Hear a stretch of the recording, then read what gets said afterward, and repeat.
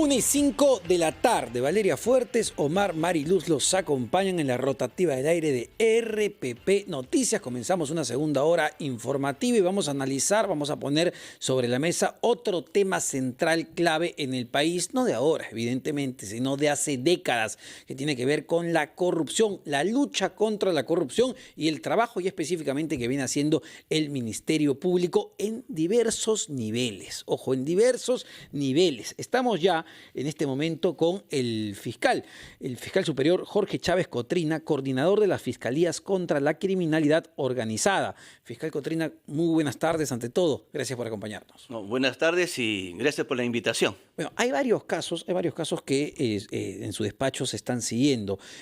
¿Cuál es el balance hasta el momento? El último caso sonado tiene que ver con esta organización de los famosos chabelos y las extorsiones, entiendo, chantajes a empresas mineras como las Bambas. Bueno, este tema de los chabelos no es de ahora. Este tema de los chabelos se dio antes de la pandemia. Recordarán ustedes cuando hubo la primera toma de las Bambas en aquellos años, 2018, donde se interviene por primera vez las Fiscalías contra el Crimen Organizado y se logra una detención preliminar, incluso prisión preventiva contra los que estaban organizando estas tomas de las carreteras. Obviamente se llegó a determinar en ese momento la investigación que había personas que estaban extorsionando no solamente a los mineros, sino a las propias autoridades para que paralicen, digamos, las ciudades. Y teníamos, por ejemplo, doctor, otras situaciones, ¿no? Porque incluso se intervino 2 inmuebles en el caso de los chabelos de jueces de la Corte Superior de Apurímac.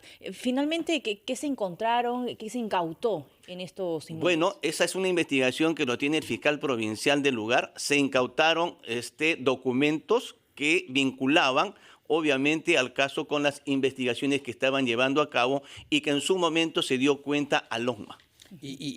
Fiscal, esta organización de los chabelos, que ya ha sido detenida y ha sido intervenida, ¿tiene vínculos con el poder político regional o local para poder operar?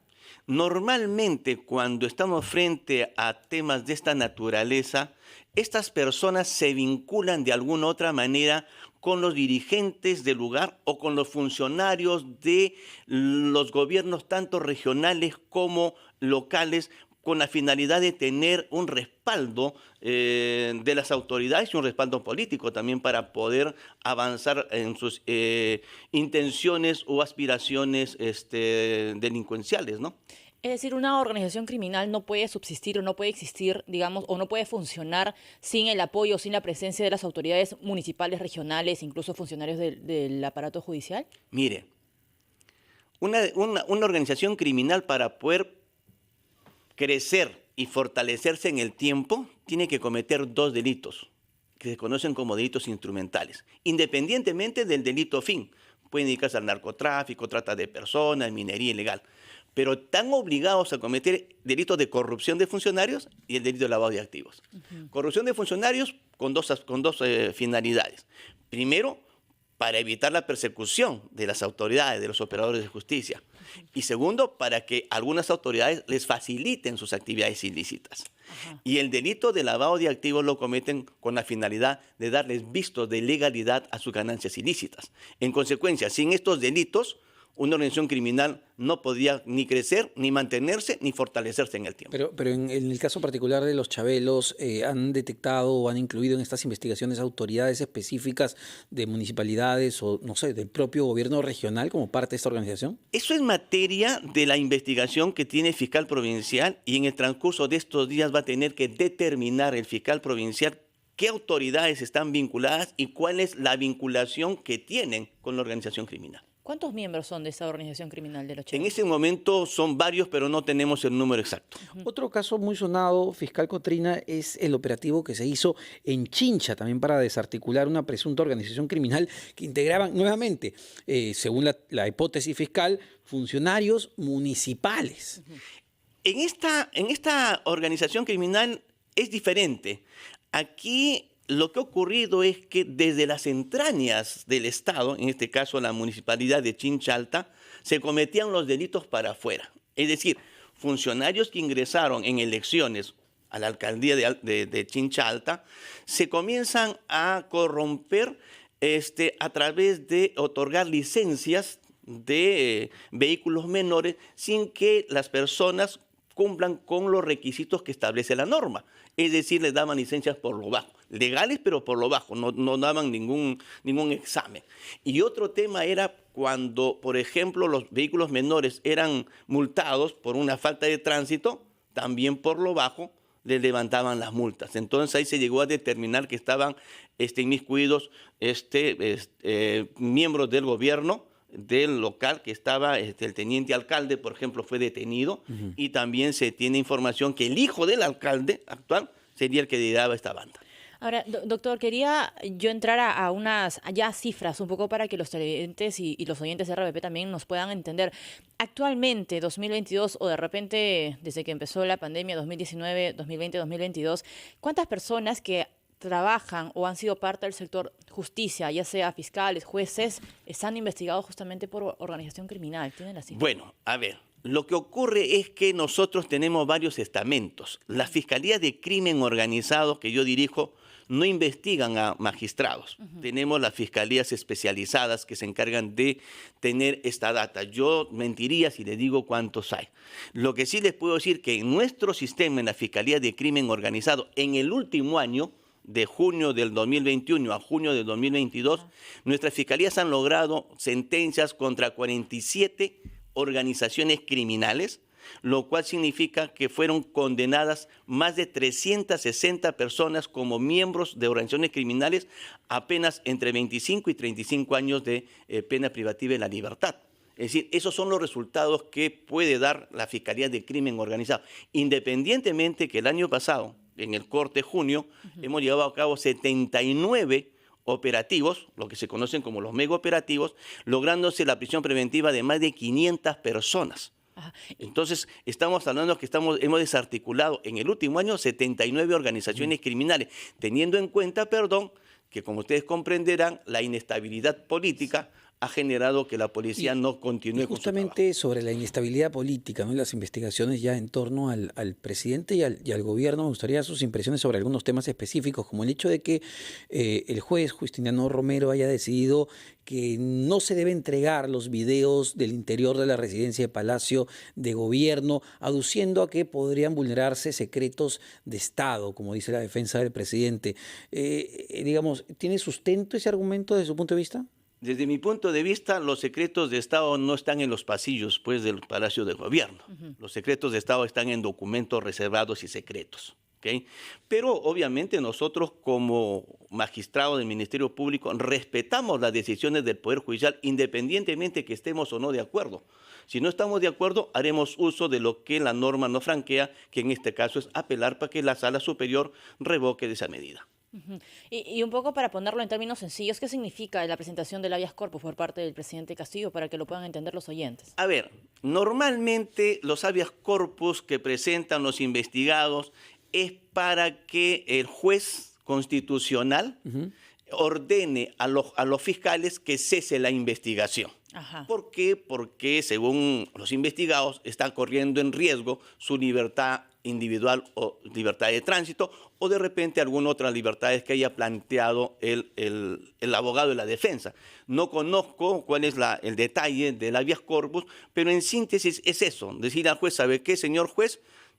Ordene usted que el Ministerio Público ya no investigue. Entiendo que para entrar a la precisión, el habeas corpus tiene que ver con tratar de impedir futuros allanamientos a Palacio de Gobierno, ¿no? Nuevamente volviendo a esta idea de que Palacio también tiene cierta inmunidad. Entiendo que la Constitución no habla de que el recinto en sí tiene inmunidad, ¿o sí? Es que los habeas corpus no se presentan a futuro, sino se tiene. El habeas corpus tiene por finalidad que el juez reponga un derecho que ha sido violentado. Por ejemplo, si a mí me detienen sin mandato judicial y no estoy en delito flagrante, presento un habeas corpus porque vulneraron mi derecho a la libertad. Es decir, el habeas corpus tiene como finalidad reparar el daño que se ha causado. Pero en este caso ya se ingresó.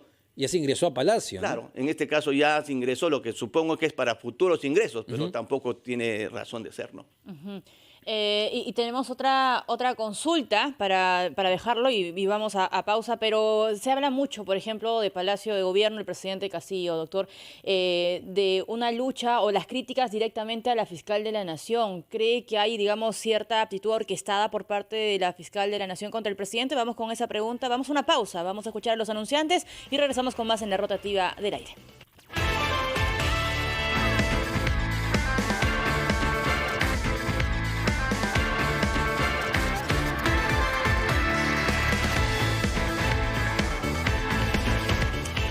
De la tarde, 19 minutos. Continuamos en la rotativa del aire. Valeria Fuertes y Omar Mariluz los acompaña. Está con nosotros también el fiscal superior Jorge Chávez Cotrina, coordinador de las Fiscalías contra la Criminalidad Organizada. Y justamente le consultábamos ya un tema coyuntural, Omar, sobre estos ataques. El presidente suele salir, ¿no? y maneja este discurso contra la fiscal de la Nación, contra el Ministerio Público, contra la prensa incluso. ¿Qué opina, doctor, sobre esta situación? O si cree de repente que hay una situación orquestada por parte del gobierno contra el Ministerio Público? Mire, nosotros los fiscales tenemos que estar acostumbrados a trabajar bajo esos sistemas. A nadie le gusta que lo investiguen. Y como me decía un viejo maestro universitario, cuando los investigados y el abogado no tienen suficientes argumentos para su defensa, normalmente atacan al fiscal. Entonces estamos en esa coyuntura. Nosotros estamos acostumbrados y sabemos como fiscales que hay investigaciones que obviamente van a traer este tipo de ataques, no solamente de los investigados, sino de terceras personas. Y en este caso, obviamente, está habiendo un ataque desmesurado contra nuestra fiscal de la Nación y obviamente contra todo el sistema. Lo que tiene que entender la población es que los fiscales actuamos conforme a la Constitución, a nuestra ley orgánica y al Código de Procesal Penal. Y eso se establece que los fiscales actuamos con objetividad. Nosotros no perseguimos a la persona por ser persona, porque eso está proscrito en la ley. Nosotros lo que hacemos es investigar actos, hechos que pueden tener relevancia penal. Y la investigación es justamente para determinar si es que esos actos tienen relevancia penal o no. Sin embargo, fiscal Cotrina, hay algunos ataques que ha lanzado el presidente, el primer Aníbal Torres, que parecen tener cierto asidero dentro de la fiscalía. Por ejemplo, ya algunos fiscales incluso han renunciado porque el cuestionamiento es que la fiscal de la Nación está desarticulando este equipo especial que veía el caso de los cuellos blancos. A ver. Déjenme dejar claro esto porque yo he sido el coordinador de la Fiscalía de Crimen Organizado cuando mis fiscales de crimen organizado del Callao desarticularon los cuellos blancos en el 2018. Esa organización criminal que tomó por asalto el Poder Judicial del Callao nace por una escucha telefónica contra una organización criminal de narcotráfico en 2017. A consecuencia de ello se fue ampliando las escuchas y las fiscales de esa época se dieron cuenta que no estaban en un acto solamente de narcotráfico, sino que ya había conversaciones de tráfico de influencias, con jueces. Donde vinculaban a jueces y fiscales de todas las instancias del Callao. A consecuencia de ello, las fiscales le solicitan al juez abrir otra investigación por corrupción de funcionarios, independientemente del tráfico de drogas. Se da el golpe en julio, cuando salen las escuchas a la prensa, se da el golpe. Incluso recuerdo que el 29 de julio de ese año fue el primer operativo donde se detienen a todos los abogados y a los asistentes de función fiscal y asistentes del Poder Judicial. Todavía no se tocaba a los jueces. ¿Por qué? Porque esta organización criminal, para que lo entiendan, tiene varios estamentos. El estamento de los abogados y funcionarios administrativos de la Corte del Callao. El segundo estamento está integrado por los jueces de primera instancia, hoy conocidos como jueces de instrucción preparatoria y jueces de juicio, y al frente los fiscales provinciales, el segundo estamento.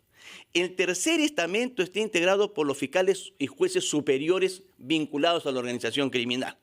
Y el otro estamento está integrado por los llamados aforados, que son los vocales supremos, los fiscales supremos y los miembros del viejo Consejo Nacional de la Magistratura. Cada uno de los estamentos tiene su propio organigrama de investigación. Su propio equipo de fiscales. Claro, el primer estamento lo investigan los fiscales provinciales. El segundo estamento, el fiscal superior. El tercer estamento, el fiscal supremo. que investiga a los superiores. Y a los aforados lo investiga la fiscal de la Nación. Esa es la organización. Cuando ingresa la fiscal Zoraida Ábalos, obviamente crea el equipo especial para los cuellos blancos, en base a las fiscales del Callao. Y nombra al fiscal superior y también nombra al doctor Pablo Sánchez como fiscal supremo que veía aforados y también coordinador general. Pero obviamente el coordinador general era simplemente para articular a los diferentes estamentos. Normalmente cuando se crea un equipo especial, el coordinador es el fiscal superior. Y en este caso teníamos coordinador a nivel provincial, coordinador a nivel superior y coordinador a nivel supremo, lo cual obviamente en vez de facilitar el trabajo trajo conflictos internos. Pero ¿por qué cree que, por ejemplo, un fiscal del prestigio de Víctor Cubas, que era asesor en el Ministerio Público, decida renunciar con una carta pública abierta a la fiscal de la Nación, Patricia Benavides, justamente por estos cambios? A ver, primero déjenme decir algo. Los fiscales trabajamos en equipo.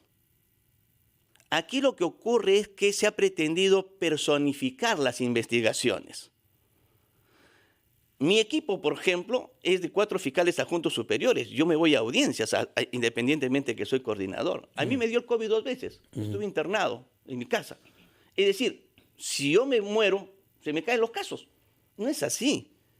Los casos son en equipo. Los fiscales no trabajamos como el Poder Judicial. El Poder Judicial tiene un juez.